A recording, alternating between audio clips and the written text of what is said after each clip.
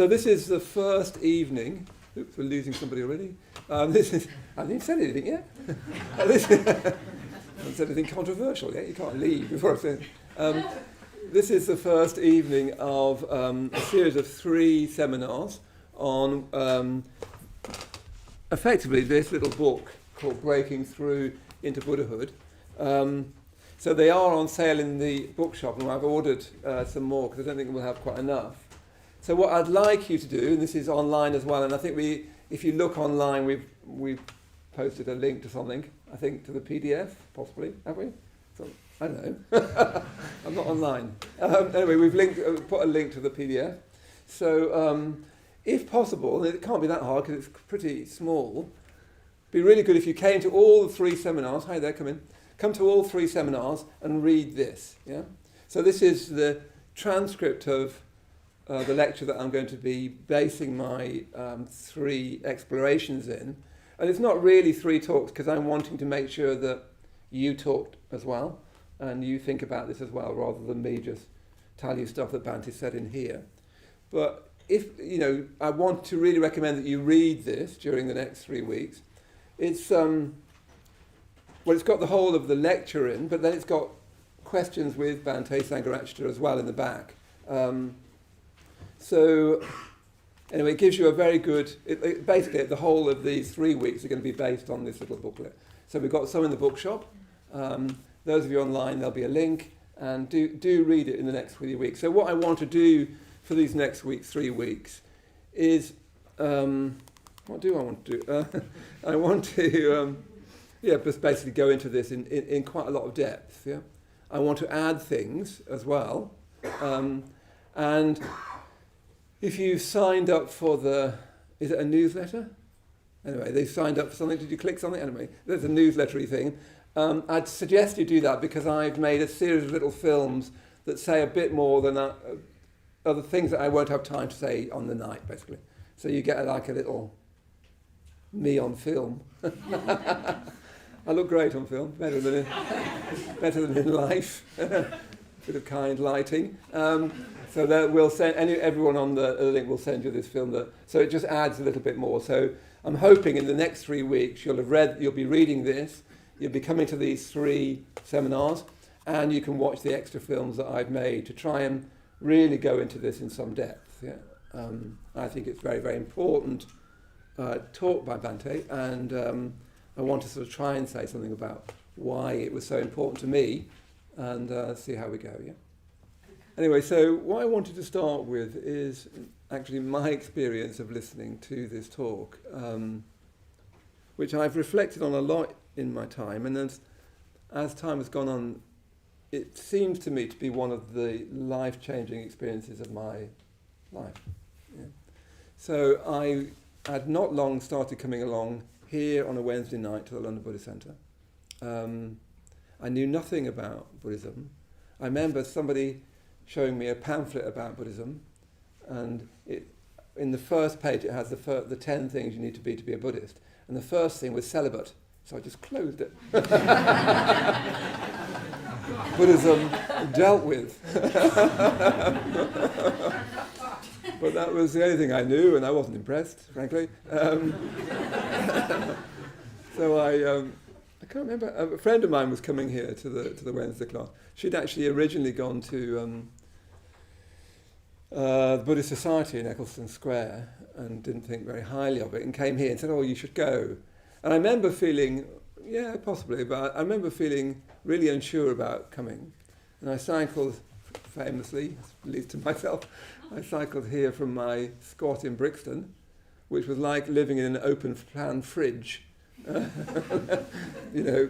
was just no heating. The only way you could get warm was to fill the bath right up and sort of get in as far as possible. Anyway, I cycled over here. I was always late, as some of you probably are. I did a sort of forward roll into the shrine room. We had meditation, which I'd always fall asleep in, and then go and have a cup of tea, and then come back and I'd fall asleep in the next one. Anyway, I think on that first evening, or the first, very, very soon, I was only been coming for 2 weeks or something like that, someone suggested that everyone go on retreat. So this was This is so archaeological. This is before the Vajrasana retreat centre we've currently got, before the Vajrasana retreat centre we had before that, and before Waterhall, which we had before that. So, this is in the Stone Age. They just invented the steam engine when I went on my first retreat.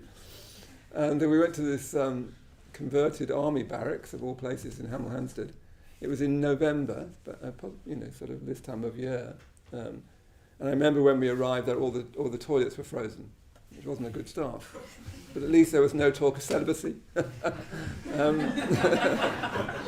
So there was a possibility of warmth. Anyway, I arrived. I remember on the bus going there, I thought, what am I doing? I'm like so not the religious type. I was at art school at the time, and I was there with Damien Hirst and all that generation. He was the year before me, just down the corridor, nailing books onto pieces of wood, as you did in those days. He did quite good stuff then, actually. I remember having this real sense of, what am I doing here with these weirdos? Of course, they were thinking about the same about me. I was 24, I think, something like that. And again, I remember we meditated in this very cold room, and I just fell asleep again. I really thought, at last, retreats are the chance to, have deep meditation experience. And I just used to fall asleep. Do you get that? I used to fall asleep every meditation I did. And then I'd get really annoyed with myself and sort of try and make myself concentrate, and then I'd fall asleep. And then I'd get really annoyed. And I did that for about 2 years. I wouldn't recommend it. I once thought I was going to write a book called My Spiritual Failures and What You Can Learn From Them, which would be a bit too big. Anyway, I remember we did these meditations, didn't get anywhere with that. I remember enjoying the sort of atmosphere between everybody. Anyway, I think it was a Saturday night, the second night of the retreat. We in those days, we used to play a tape recording of one of Bhante Sangharaj's lectures, or talks, as we always called them. Just in case you don't know who Bhante is, I'll call him Bhante all the time. Bhante means reverend teacher, although, as I always say, when I first came along, I thought it was a nickname, because it was always said with a certain degree of sort of sweetness almost and intimacy. Yeah. Anyway, they said we're going to listen to this tape lecture of Bhante, and he it was a reel-to-reel, so you can see how long ago it was, a reel-to-reel tape recorder. And I remember the guy who put it on, and he started nodding off almost immediately. And everyone else was in this really cold, sort of not very nice room, listening to Bhante talk from the 70s or something. And then if you heard his lecture, we'll be when we send this email to you after tonight, we'll include the actual the recording of his lecture. Bhante's got a very unusual voice. He always said that it was to do with living in India so much and having to enunciate his words very carefully. So it's got this very precise, very carefully enunciated speech, which, I'd never heard anything quite like it. He's an autodidact as well. In other words, he taught himself, so he has sometimes quite odd pronunciations because he's learnt it through reading. Anyway, I sat in this room, and remember, this is, I'm 24, I'm at art school, darling, where, I was like tragically cool. At least I was trying to be. I was actually smoking too much dope to be cool, but I was trying to be. I was at last in the cool place. I had no sort of religious or spiritual feeling. In fact, I was sort of anti all that. I'd been brought up in the Church of England, and I hadn't been very enamoured of that, and I'd never believed in God. So I didn't have any kind of... I'd never had, one of the people talk about mystical experiences and religious experiences. I'd never had anything like that. I drunk a lot. It's a bit different. Anyway, we put this tape recorder on, and Bhante was giving this talk, Breaking Through into Buddhahood. Yeah. I didn't know anything about Bhante at the time. I sort of obviously knew he was somehow important because we played the lecture, but that's all. As we played this lecture, it's one of the most uncanny experiences I've ever had. I felt very difficult to sort of, even now after all these years, to be. It was like a revelation. It wasn't a talk. It's odd because I can read the text and so on. I don't remember when I re-looked at it again a few years ago. I couldn't really even remember what Bhante talked about. It felt like a full revelation. This boy at art school, 24, didn't have any religious or spiritual inclinations, I didn't think. Then I listened to this very unusual sounding man talking in this very deliberate kind of way. And I experienced it like, how would you say? I mean, in the Zen tradition, they talk about your faith before you were born. It gives that phrase, which I've never particularly liked, but that phrase does capture something of it. That I experienced that I was being shown the truth, not told it, but shown it. I was being shown it directly, and it was sort of what I'd always known, but not literally, of course, because I didn't know any of the form. And even reading it just again recently, just now for this, some of the language I wouldn't have known at all. I didn't know what Buddha meant even, I don't think. But I experienced it as completely galvanizing. And it was weird because it was sort of unfolding in my experience as I listened. And I looked around the room and I said, this guy had fallen asleep. Some other people just looked completely bored. Other people were taking notes. I felt more and more that I was having the truth revealed to me.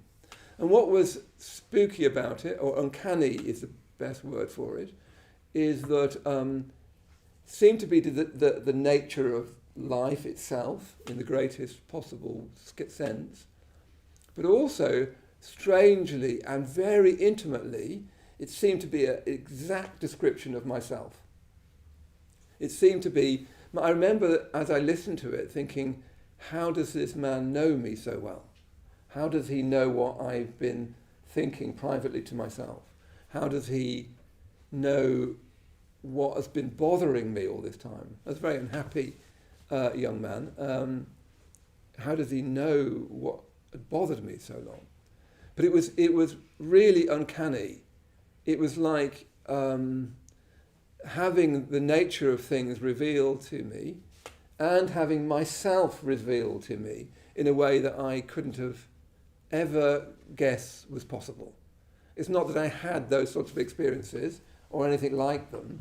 I couldn't have guessed that experience was possible until it was happening. Yeah? Again, in the Zen tradition, they talk of a direct transmission outside the scriptures, no dependence on words and letters. And looking back on it from this vantage point, I could think of it like that. It felt like a direct transmission outside the scriptures, no dependence on words or letters. It felt like a direct seeing of reality, not somebody talking about it.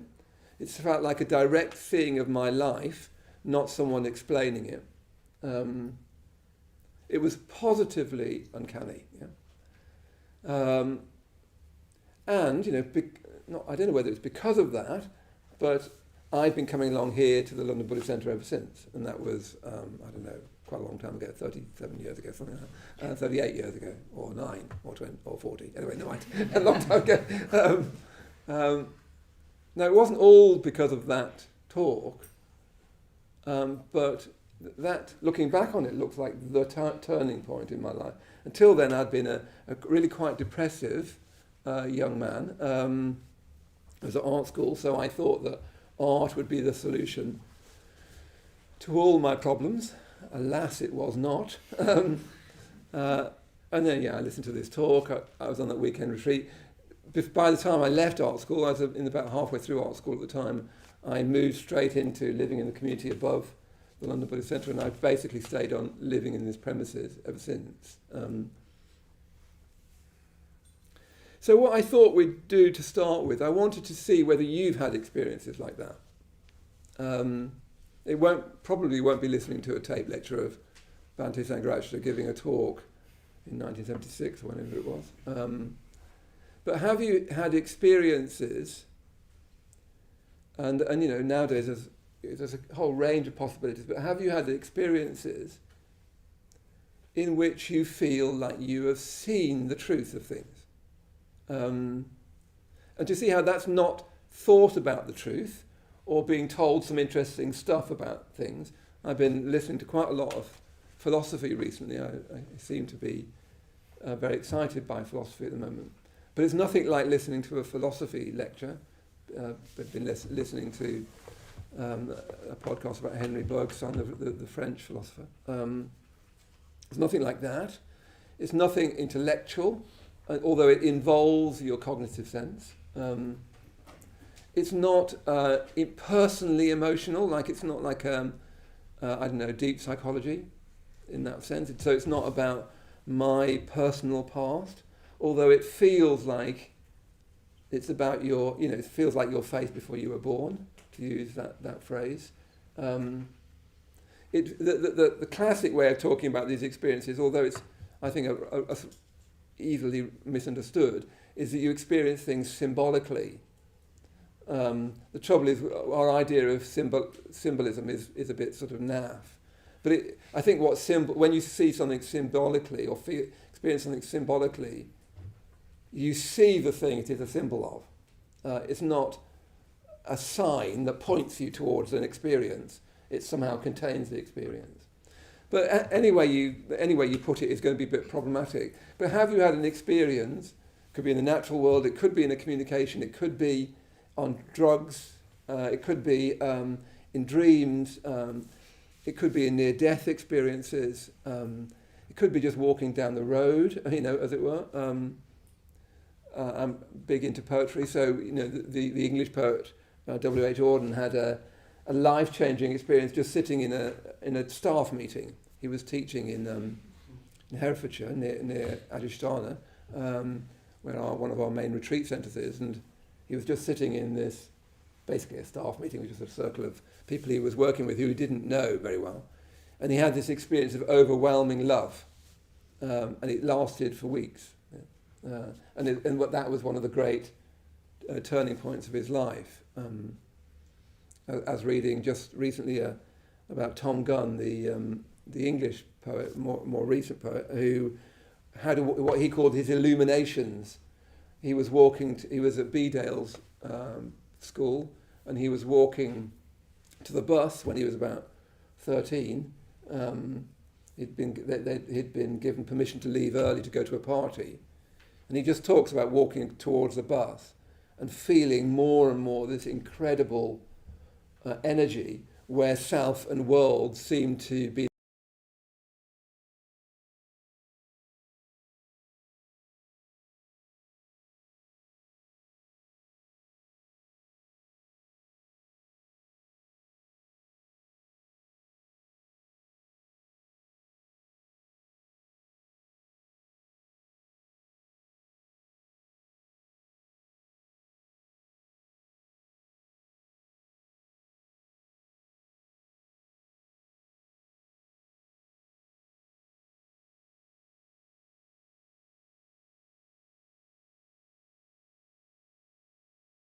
of the absence of meaning and value.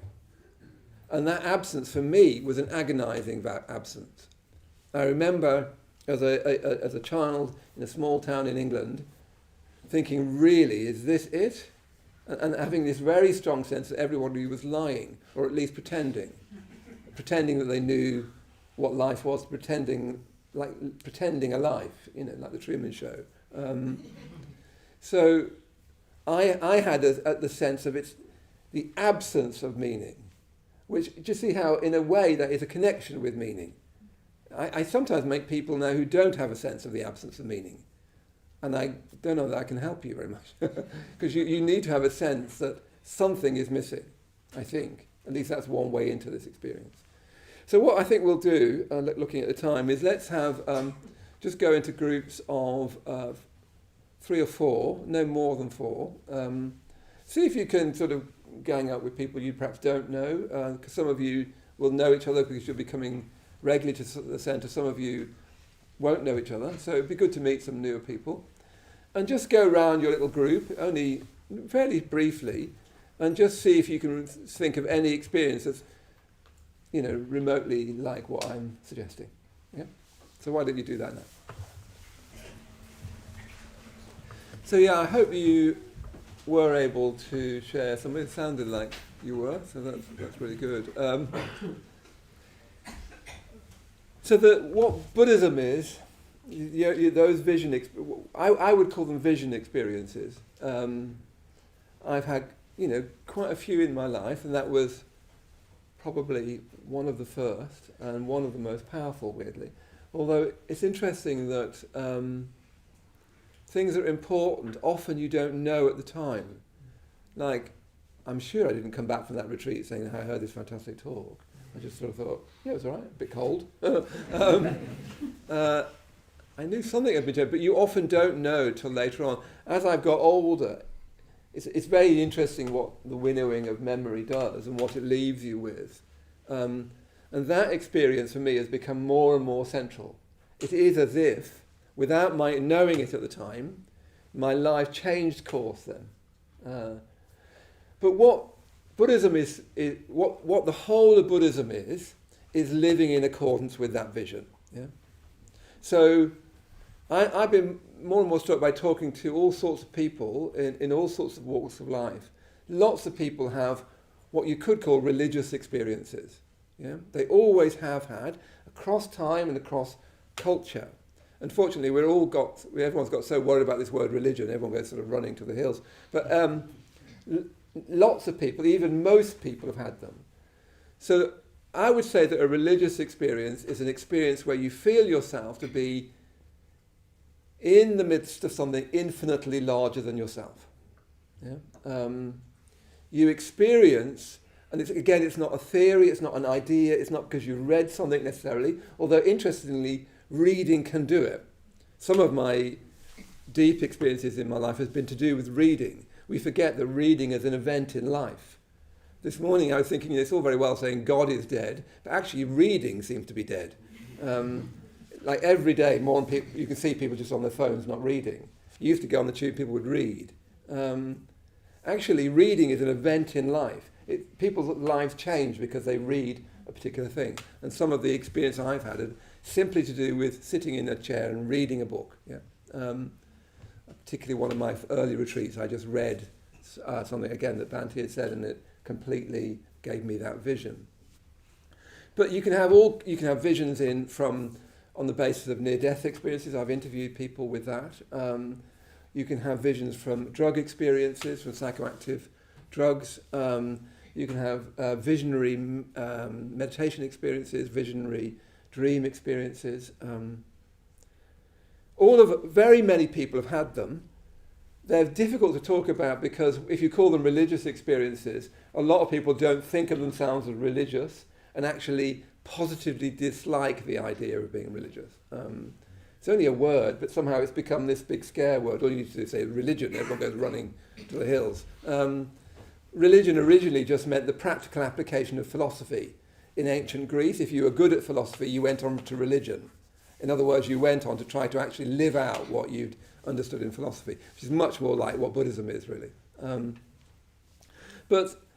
So lots of people have had these experiences, visionary experiences, vision experiences, you could call them, or religious experiences, as I think of them. When I meditate, for instance, what I'm trying to do is find my way to a religious experience. I'm not just trying to calm down, although by golly I need to. I'm not just trying to cheer up, although sometimes I need to. I'm trying to move towards a religious experience. When you have them, even when you touch a hem of them, like if I go back to, when the one and only time I took LSD, it felt like a religious experience. I wouldn't recommend it, obviously, because I'm a minister of religion and I can't do that. And then, anyway, none of you have taken drugs, so it's like fine. You have occasionally a strong cup of coffee, and that's all. Perhaps you eat an apple. When I took LSD years ago, it felt like a religious experience. I felt like, that there is much more to life than I ever imagined. Yeah, that more to life, that sense of infinitely more to life, is what I would mean by a religious experience or a visionary experience or a vision experience. The trouble is that using the language of vision, it suggests it's something you see. Like when in Catholicism, people used to have visions of the Virgin Mary. It may not be visual at all, and often isn't. But what Buddhism is then saying, okay, that's a clue to how things really are, and you need to live in accordance with that clue. Yeah. In a weird way, in a particular way, from a particular angle, Buddhism is not that interested by the experience itself.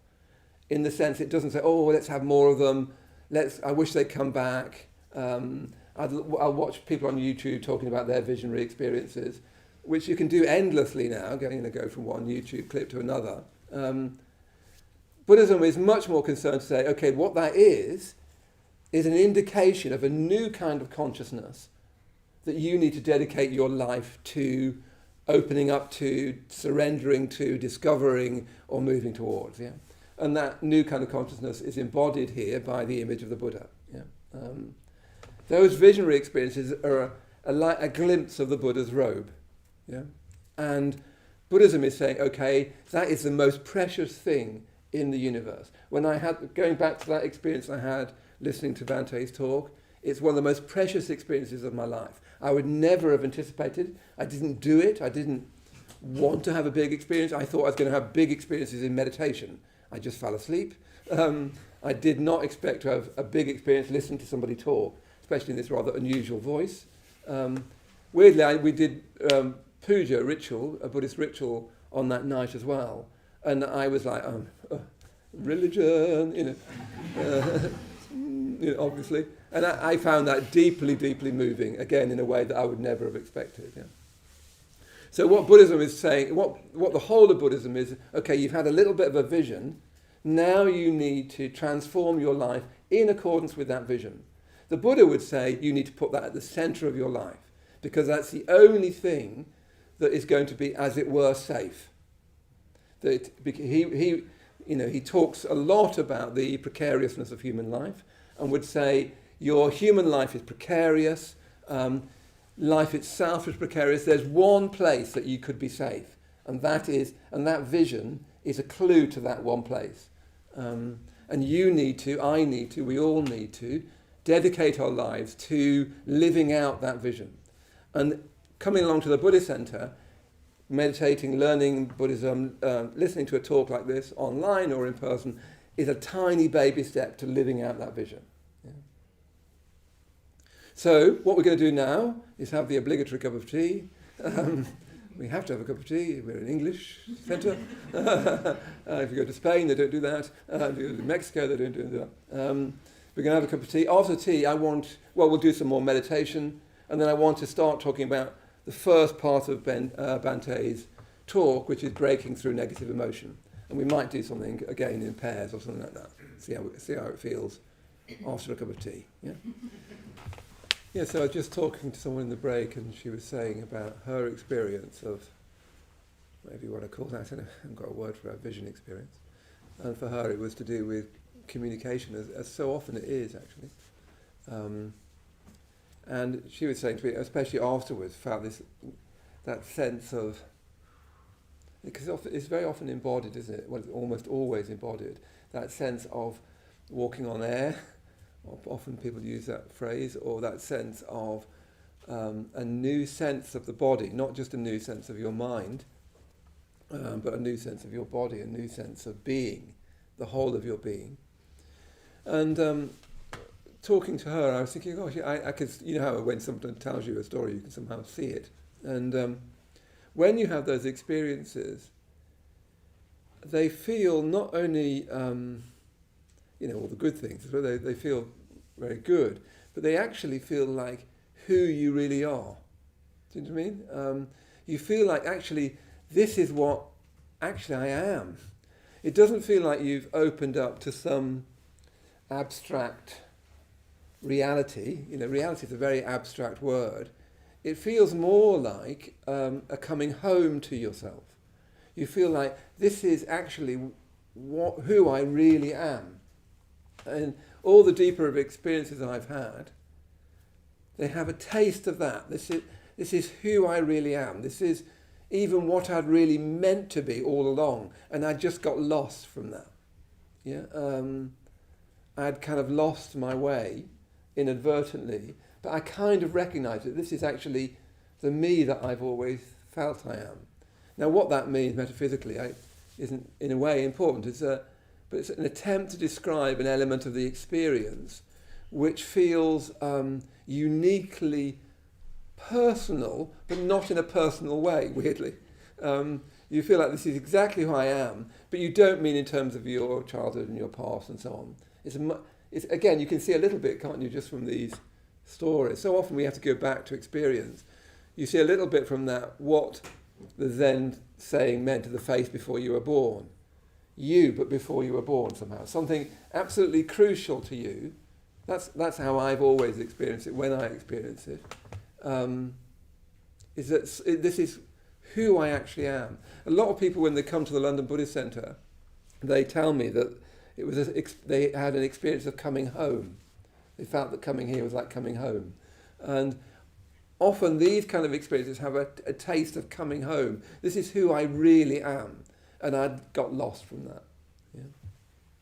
And in those experiences, the main thing I'm, in a way, saying about Buddhism at the moment is that you're trying to live in accordance with that experience. That's what I've tried to do, very imperfectly, but that's what I've tried to do, is live my life in accordance with that experience. To try to live in such a way as to be closer to that experience more and more. Yeah. But you see, when you have a taste of that sense of a new sense of your body, a new sense of the world. I remember cycling home from my first class here where I'd just fallen asleep in meditation. And even then I sort of felt a new sense of the world.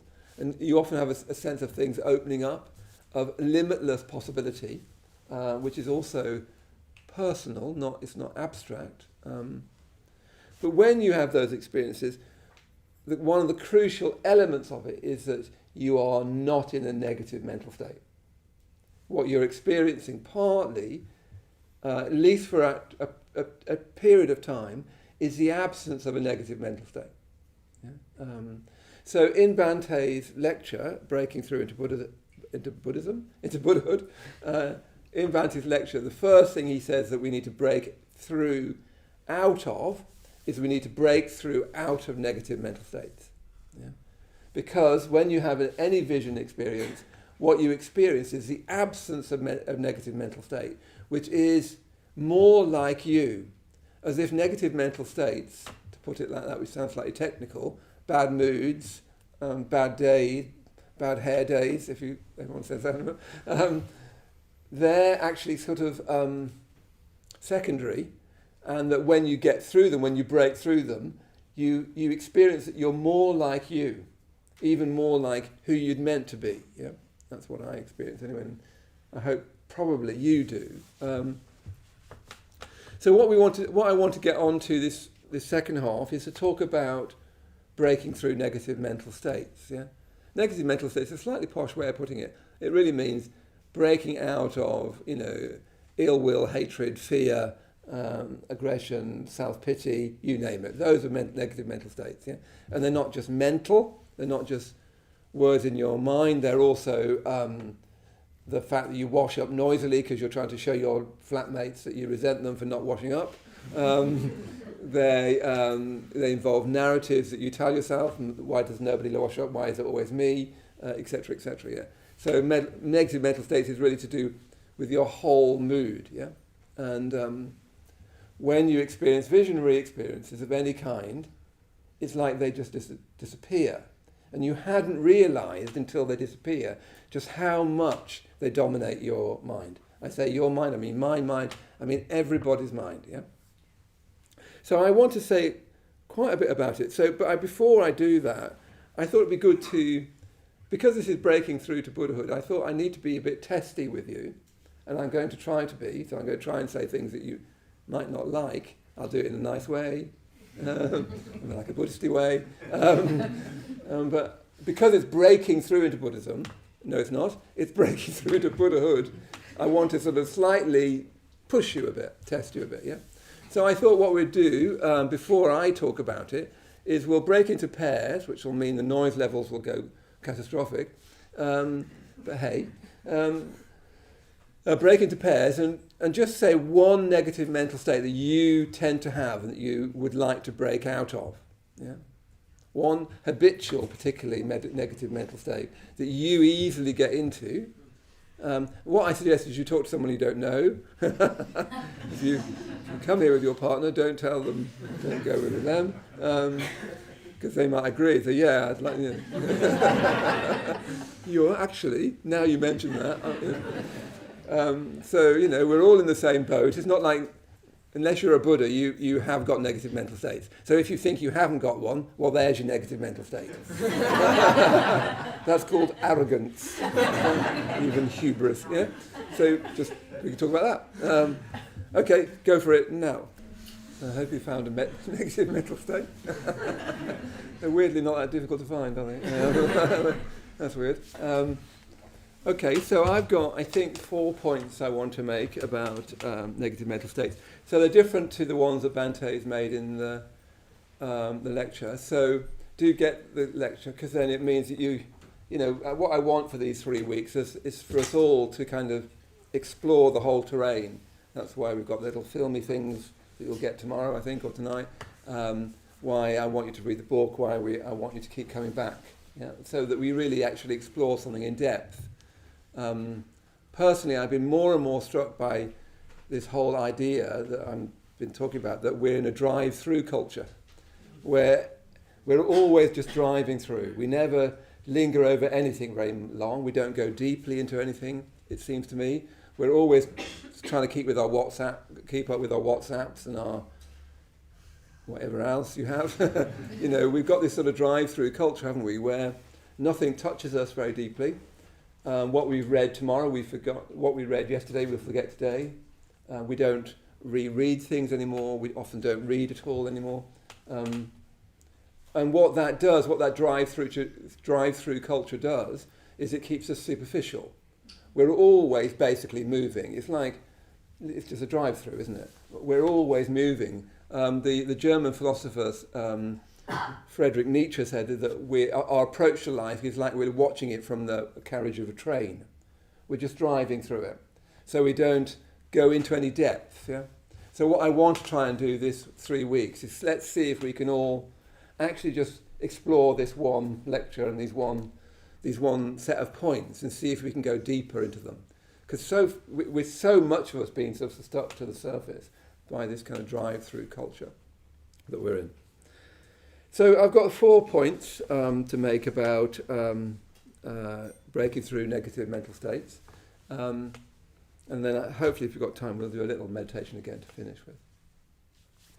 So the first thing I wanted to say, which actually sounds easy, but it's not anywhere near as easy as it sounds, is the first thing we need to do is see that they are negative mental states. Yeah. That's the first thing we need to do. And Buddhism is absolutely unforgiving in this way. Buddhism starts with taking full responsibility for your actions. And in actions, Buddhism always means actions of your body, actions of speech, and actions of mind. Yeah? That your actions of body, speech, and mind are your affair. Now, it's not doing that sort of metaphysically or even politically. It's not saying, I don't know, anything that happens to you is caused by you, or you're not affected by the world around you. That's just sort of, that the Buddha clearly doesn't mean that. What he's trying to communicate to each of us individually is the part of reality that you can change is to do with your mental states. Yeah? You can't change what your parents said when you were 7. You can't change what your boss says yesterday, necessarily. You can't change the world. I know everyone wants to change the world, but you can't do very much about it. And remember, you are part of the world. You're not like this extra bit. There's a world, and then there's you. So changing you and your mental states is changing the world. Mostly what the world needs is a change of consciousness, and actually a very, very radical one. If we're to survive into the next century, we need a radical change of consciousness. That's the main thing we need. Yeah. So Buddhism wants to really put all the emphasis pragmatically on you and your mental states. So the first thing the Buddha would be saying is you need to recognize that they are mental states, they're negative mental states. Yeah? It's weirdly difficult to do because we human beings find it very difficult to be genuinely self-reflective. We can't help but think, and it feels like it, so it's not our fault, but we can't help but think that our states of mind are caused from outside of ourselves. Yeah? You might have heard this Buddhist word samsara. What that means is not the world, that you can see through your window. It means me and the world all mixed up. So what I think is the world turns out to be a negative mental state. What I think is myself turns out to be a negative mental state. That self and world are all mixed up. And what Buddhism is about extricating yourself from samsara. It's about leaving samsara. And that doesn't mean leaving the world to some heaven world. It means leaving this world that we're co-creating all the time with our mind. Yeah? So the first thing to do to break through negative mental states is to recognize that you have got a negative mental state, that you are in one, as it were, now, yeah? And that other people aren't to blame for it.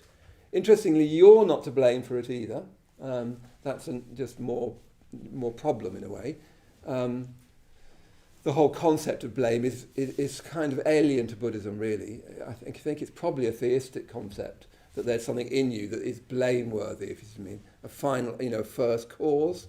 So it's not that you're to blame, but it's also not that anybody else is to blame. The Buddha would just say, are you in a good mental state or not? Yeah? He wouldn't be very interested by sophistry around that. So it's interesting, I'm like us all, I'm actually only a tiny bit aware of the election in America. Many of you are much more aware of it than I am, because I barely know anything. I never look at the news. And my 18-year-old daughter last night called me ignorant. I said, yeah, I think that's true. Anyway, she didn't mean it in a bad way. She said, you're ignorant. I said, yeah, I am, yeah. But, I've heard plenty of people talking about Donald Trump, and they think they're talking about someone. It's clearly a negative mental state. Very, very often, it's clearly just that you're in a negative mental state, and you've made him into the cause of it. Yeah? Now, this is not a political platform, that's the word. I'm not interested in politics very much, at least not in that global sense, and I can't have anything to affect it. But some of the most unpleasant conversations where I'm aware of negative mental states are conversations about politics. In our community, we talk about films a lot. I tease Patrick a lot. I tease Nick a lot. I sometimes use the wrong names for each of them. All of that seems perfectly happy. I mean, they're actually traumatized by it. That seems all perfectly fine. As soon as somebody mentions the elections in America, everyone gets into a negative mental state. It's not going to help. It's not going to help the situation in America. It's not going to help the situation in the world. It's not going to change anything. All it's going to do is create a bad mood around you. Completely understandable. I'm not saying anything about, the political realities of the world. It's just that your negative mental state will not help. Unless you plan to think, okay, I'll use my irritation with this to really do some good. You were saying that you're visiting old people just as a volunteer. That would be a really good use, thinking, okay, I don't like this world, I'm going to go off and do some good. For heaven's sake, don't post something on Facebook. That just spreads negative mental states around. Because negative mental states are also contagious. It's not just that you have them, they spread very easily. A long time ago, I was a nurse, I trained as a nurse, and you remember, you see this very clearly when you're nursing. You nurse in bed, you used to nurse in these bays, each bay had about 8 people. And a negative mental state would just spread through the bay. So you'd have some bays that people were always complaining, people all didn't think the care was good enough. And weirdly what happens is the nurses don't go in there so much. So you actually get a confirmation bias going on. Everyone's thinking the care's not very good, and the nurses stop going in to look after you, because it's not, they're going to be told off, no one likes that. So you actually get You actually create the world of your mental state. You'd have someone that you'd have in the next bay, someone in a really good mood, and it would affect the whole bay. And the nurses would be going into there all the time. Yeah? I remember this guy who was dying, and he was just wonderful. Everyone loved him. He's in all this pain. Everybody loved him, and people would just, on your break, you'd go in and see him and chat to him. The next bay, where they're all saying how terrible the care is, nobody was going in.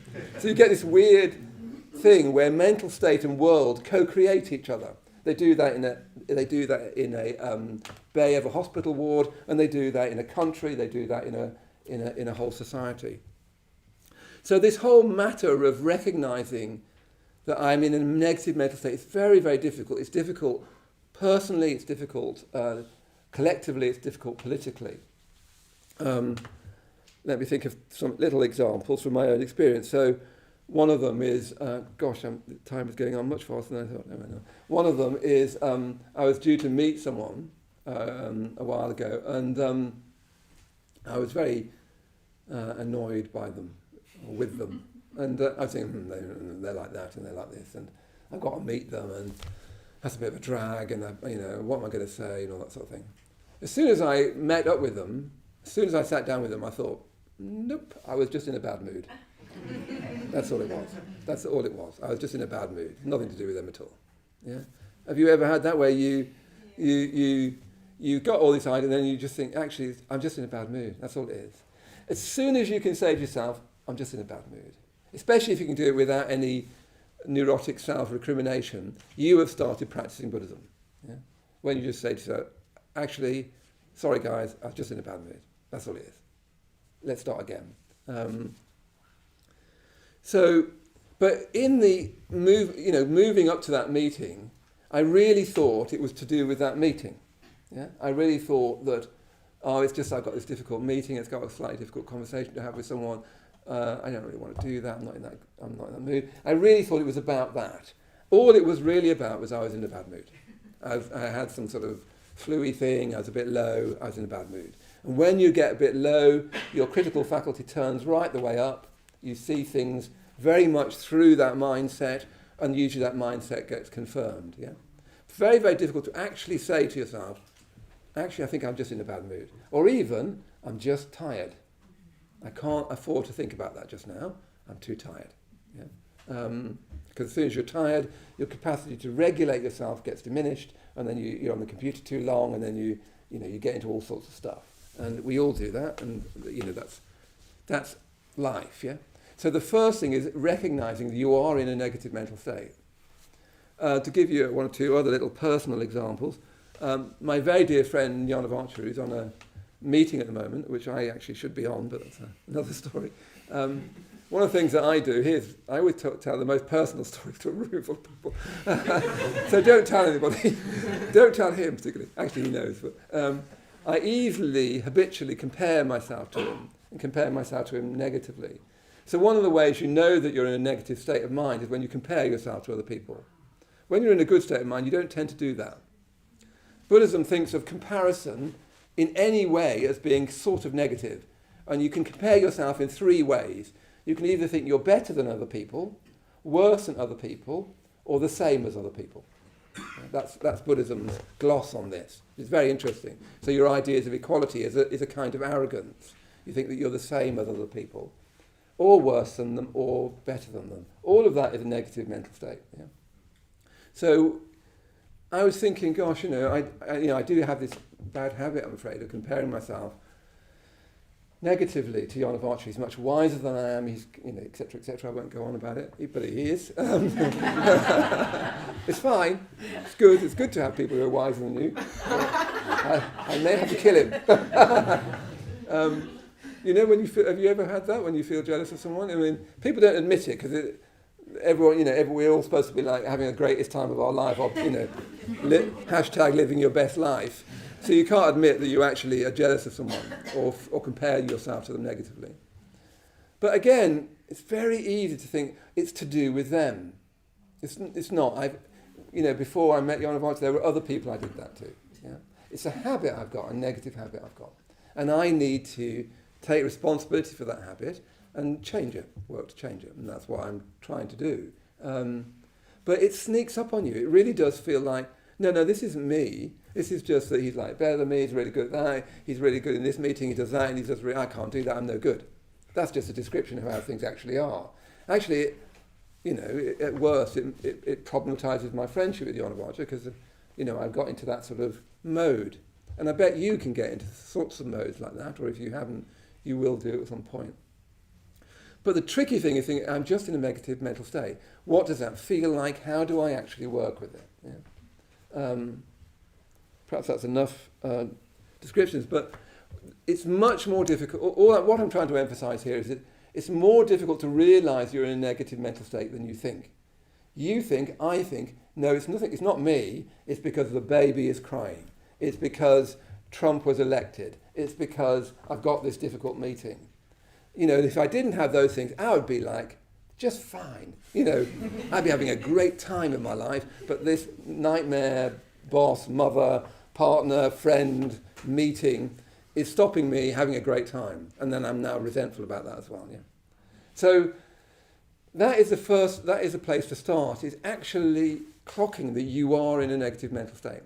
And that, from a Buddhist point of view, is a really positive state of mind itself, where you actually think, here's what I'm doing. Even more positive if you can say to somebody, actually, do you know what? I don't think I'm helping this very much at the moment. I'm sorry, I'm in a bad mood. Can we just sort of retrack? Yeah, you can change the world like that. I could tell you so many stories, but I once had this very difficult meeting with someone who was shouting at me in a cafe, which was a bit alarming, especially if you're English, because oh no, God, someone's shouting. What would happen? Actually, nothing happened. And she said to me, I am angry. I'm really angry with you. And I said, well, I'm actually angry with you. I'm that kind of guy. So we got to this place where she said, well, I'm angry with you. And I said, well, I'm angry with you. So I just said, what are we going to do? You're angry with me, I'm angry with you. No, we can't go on like that. What are we going to do? And she said, well, we could meet more often. I said, yeah, we could do that. Before I knew it, I thought, you're great. What is the problem? You're great. It was amazing change. I actually, when you change your way of habitually relating, you change the world. You feel it change. It's not an abstraction. It's not a banner that you hold. It's not a Facebook post. You actually feel the world change. You just say, look, I'm really sorry. I'm actually angry here. Can we just try and think of a better way of doing this? There's always a better way of doing it. And we're all in exactly the same boat. There's all this good, all these films we see where they're these kind of paranoid good, baddies and these sweeter than life goodies. They don't exist. They're fantasies. We're all good and bad. We have good days and bad days. We're in the same boat. Yeah. So the first thing to do is realize that we are in a negative mental state. We can't break through it if we don't own it. Yeah. That's the absolute key point of Buddhist thought. Okay, that was point one. Okay, I wish I hadn't. Anyway. Okay, my second point is a bit more internal. I'll try and keep my other points a bit shorter. My second point is that if you are going to... We're trying to explore this matter of breaking through into Buddhahood. If you are going to break through into a deeper state of mind, into Buddhahood, you need to stress yourself. Yeah, or at least that's one way of putting it. I'm big into cold showers at the moment. I'm a picture of health. As I sit in front of you. What's his name, the man who sits in cold? Yeah, I'm Wim Hof. Except for I just like have it cold for a bit, then go warm again. I'm like a sort of gay Wim Hof. What was I talking about? So one of the reasons why cold showers are good for you because it stresses your body. Yeah, your body needs to be stressed.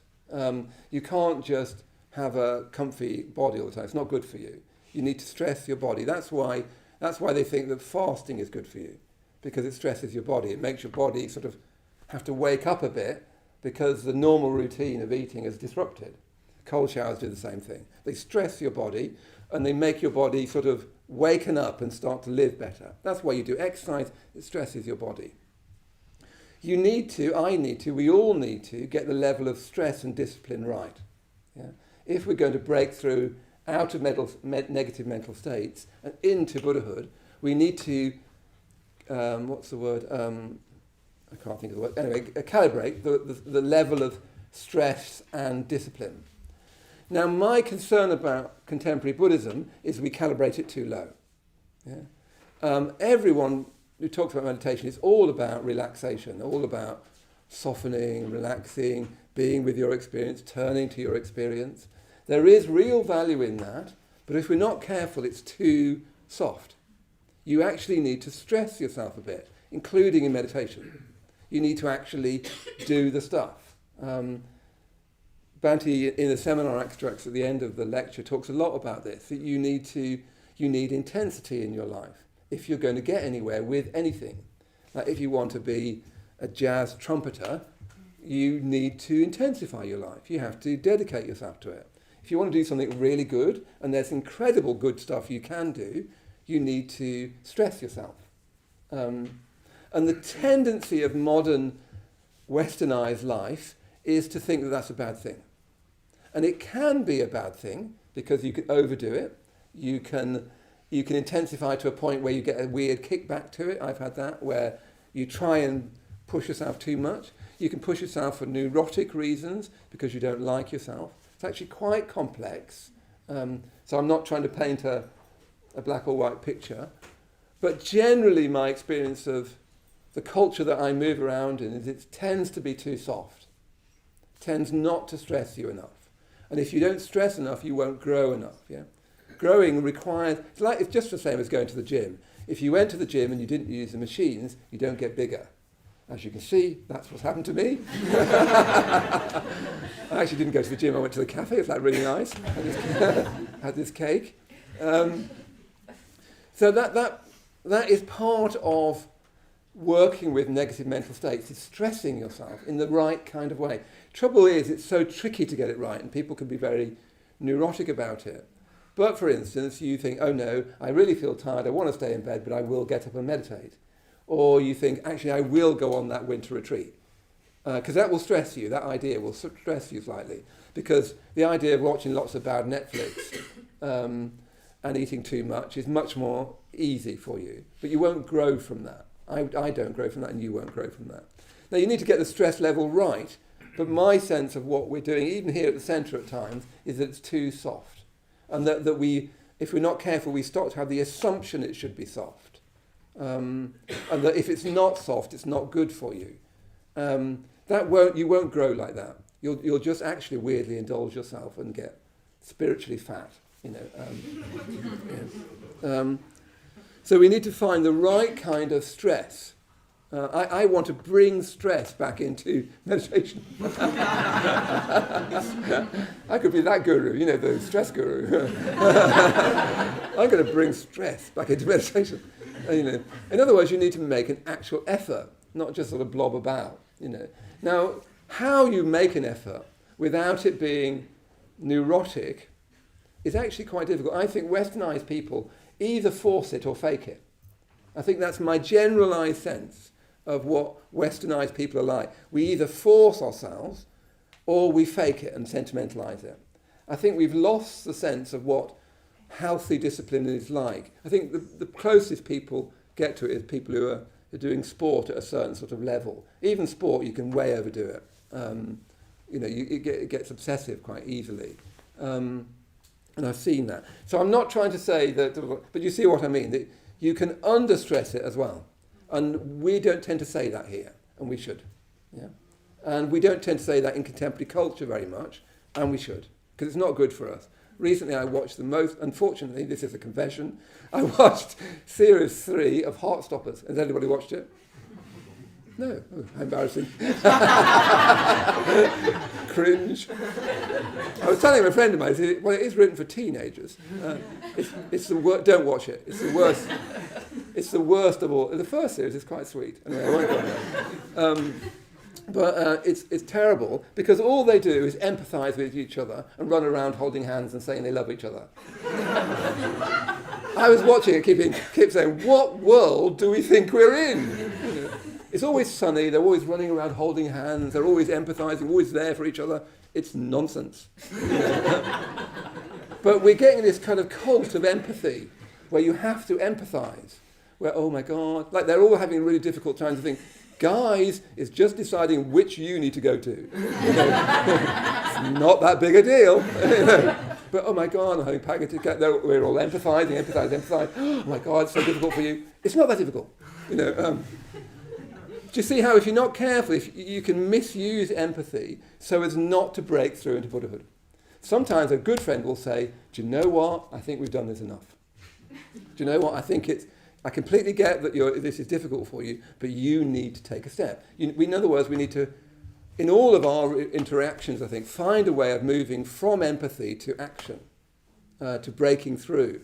Now, that's difficult to do because if you don't empathize, people can't hear you. And I know people who aren't very good at empathizing, and it's not a good look. I don't mean that. But empathy is not enough. In fact, empathy is often the last thing you need. Remember, sociopaths are very good at empathy. So empathy doesn't say anything about your moral status because you can use it manipulatively. Yeah? So you need to be able to empathize with yourself and empathize with others, and then it needs to be the difficult question is, so what are you going to do about it? Yeah? If you want to break through. So that's the second point I wanted to make. I did have some more things about that, but perhaps I won't talk about that. Okay, I'll talk about two little things about that. One of the good things about teaching, you get to get it off your chest. Otherwise I'm just locked in a bedroom writing a book at the moment. I'm like, I've got to get this off my chest.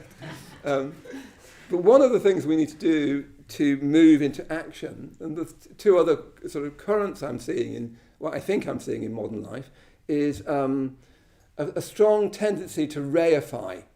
Now, reify just means making a thing out of something.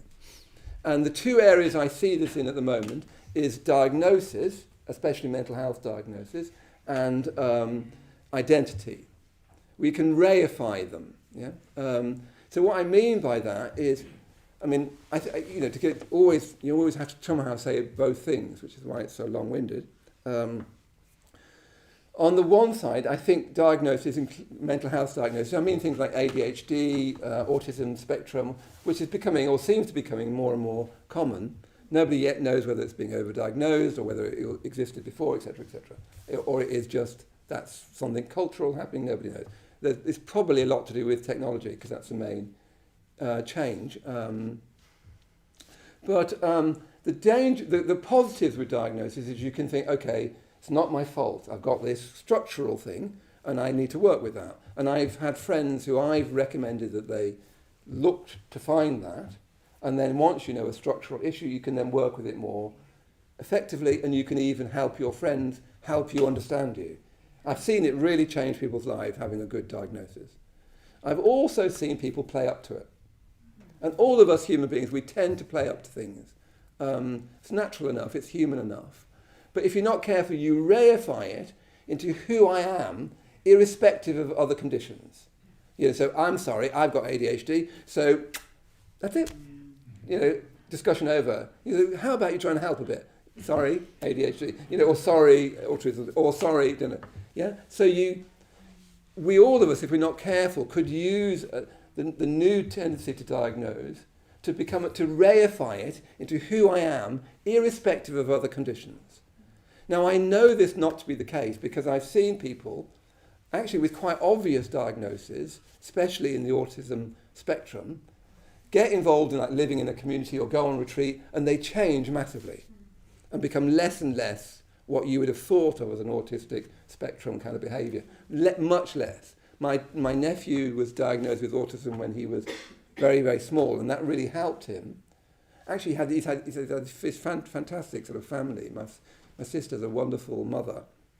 And he's just grown up to this you wouldn't ever think that there's anything autistical about him, So it's not a given. It's not. We shouldn't reify it. We shouldn't make it into a thing that I am. Yeah, and you can change all that, can't you, for identity. Yeah, identity. Taking up an identity can definitely be useful. I come from a small town. I was literally the only gay in the village. Actually, it turned out I wasn't. Surprise! I felt like I was, but I was not. Anyone in Henley Nod and watching? So, one of the reasons I came to London was so that I could be gay here. And you just could not be gay in Henley Nod. It wasn't allowed. They'd ask you to leave in a nice way because they're English. Yeah. Would you mind leaving? So, identifying with that was very, very helpful, especially when I was young. It helped me find confidence in myself. It helped me do all sorts of things, including, for heaven's sake, have sex, which was very important to me at that moment. But again, it can be rarefied. Like anything, it can become who I am in all conditions. And it's too small. By the time you're my age, you certainly shouldn't be gay. It's just not a good look, to be honest. In other words, you need to be much more than that. You need to be much more than anything, a man or a woman or a non-man or non-woman. You need to be doing something much more valuable than that as you get older. It's not good enough just to stick with a rarefied identity. Now, it can be really helpful for certain people at times. I'm absolutely not doubting that, and I've seen that. But if you rarefy it, especially as you get older, it will become a trap. Because it once was a liberation. And it's very difficult to realise that things that once liberated you no longer do so. You've got into the habit that it's a liberation, and it's not necessarily. Okay, let's just leave it at 3 points, so I might come on to the other one. So what I'm trying to talk about, the main thing I'm talking about is breaking out of negative mental states. So when we rarefy a diagnosis or when we rarefy an identity, what we've got is a negative mental state, probably of fear or insecurity. Yeah. When I look back at my childhood, I was talking to my brothers, who were actually very cruel to me when I was young, for being gay. What I said to them recently is, I wish I'd been braver. I wish I'd actually just been braver. I wish I'd said, don't see the problem. Guys, hi, Actually, I was 8, so it would be quite difficult, and they were older than me. But really, what I was insecure. Very, very insecure and very unhappy. And, I don't blame myself and I don't blame my brothers. But if we keep on going back to identity or to diagnosis, we'll just keep on making ourselves smaller. We need to use these things helpfully, but realise that they're not the be-all and end-all of us. Really, when we're in that kind of place where we think it is like that, we're just feeling insecure. Completely natural to feel insecure. There's a lot to feel insecure about in this world, I can tell you. We're just feeling fearful, we're just feeling insecure. And rarefying things will not help that. What we need to do is thinking, do you know what, I feel insecure. I don't completely know who I am. Let's see if I can change things. Yeah? So, and then I was saying before that we need to, first of all, acknowledge that we are in a negative mental state. Much more difficult than it seems. In this following week, before you come back next week, see if you can do that a bit more. See if you can, when you're in like a stress moment particularly, is this because I'm in a negative mental state? What kind of mental state am I in just now? Can I acknowledge it, at least to myself? As soon as you do that, you are beginning the path of Buddhism that leads to the Buddha himself. Yeah. And then finally, the last thing, I was going to say 4, but 3 will do. Really what we need to do, all of us need to do, myself and yourself, is that the only way to break through negative mental states is by cultivating positive mental states. Mostly you can't get rid of things. The whole instinct to think you shouldn't do things or you shouldn't have things nearly always doesn't work. The whole instinct that, I'm not very good at this, I need to get better at this, usually it doesn't help. It particularly doesn't help in meditation, does it? When you try and meditate and think, I'm just no good at this, I'm no good at it, I should be better, why aren't I more concentrated? All that's happening is you get into a more and more negative state of mind. So the main thing we need to do is actually cultivate the opposite, which is cultivate positive mental states.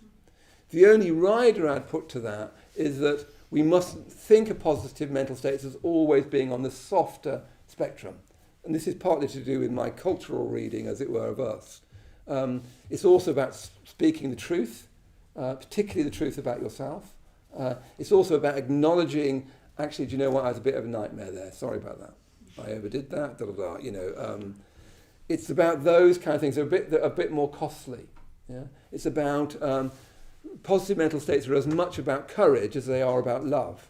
In fact, the two are usually together. To actually love people, you need to be courageous. And often you need to be very tough to really love them, because you need to do something that actually helps them, not just empathise with them. Yeah. Okay, so let's, in a moment, we'll go back and do a very short meditation. But I wanted you to start off with that vision of breaking through negative mental states. Have a look at what Bhante says about it. I'll be saying more in this film that you're going to get sent over, just a 5-minute film. See if you can, during the week, as your home practice, notice whether you're in a negative mental state or not. Don't give yourself a hard time for it, because that's just more negative mental state. You see what I mean? Western guilt just makes matters worse. Buddhism doesn't have any conception of that. Just think, oh yeah, I'm in a bad mood. That's all it